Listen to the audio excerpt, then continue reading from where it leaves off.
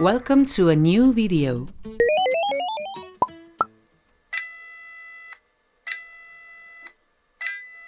Today's tutorial will show you how to repair the buzzer on various Audi, DAF, Seat and Volkswagen models using Minitools part SEI SPEAK ER01B.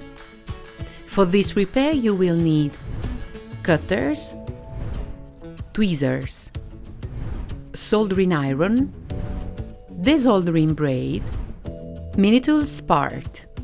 Open the dashboard. Cut the speaker pins using the cutters. Remove any residue with the aid of the tweezers and soldering iron.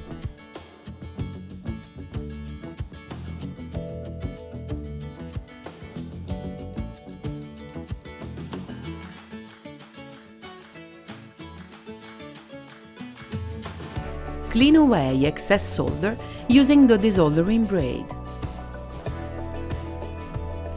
Position the new speaker and solder it to the circuit.